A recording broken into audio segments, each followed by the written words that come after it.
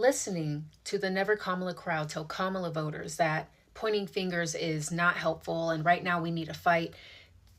It's like listening to white people pull that "can't we all just get along" BS when minorities lay out all the ways that they have harmed us. We have to stop blaming each other and come together. It's so dismissive. Like, if you want to talk about unification, we need to understand this divide first. You guys thought that the righteous thing to do was to gamble on our human rights to send a message to our government, a big F you to the government over our rigged two-party system. Do you feel heard now?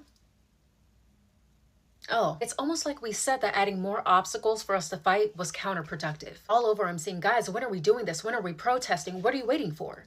Who are you waiting on? It can't be us. You got this, Katniss. You can't ask for unity when you're boasting about or proudly defending actions that put us in harm's way. You're still dragging that woman and she lost. Like, why am I hearing more about her and spineless Democrats and blue MAGA versus your plan to dismantle the two-party system? Your plan to dismantle our military-industrial complex? Like, what's the plan? Why aren't you outside? Why has this promising movement gone silent again? It's almost like we called it. It was all about owning the liberals and sticking it to the man. After tearing Kamala down and uplifting the third-party movement, you had no plans. You never thought the responsibility to lead a movement would fall on you, and now it has. Go ahead.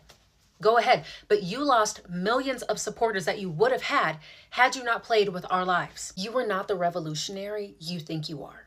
Talking about they're the exact same and we're just fear-mongering. They had polar opposite viewpoints on gay rights, trans rights, reproductive rights, deportation and immigration practices. One has a right-hand man who did the salute to them, and the other one has no problem denouncing them. One hopes to clear out Gaza and make it a resort. The other one called for a ceasefire. One respects the transfer of power. The other one pardoned people who tried to overthrow the government in his name. One is an aspiring dictator. One is not. You guys held a black woman to impossible standards, expecting her to dismantle foreign policies that have been in place for decades.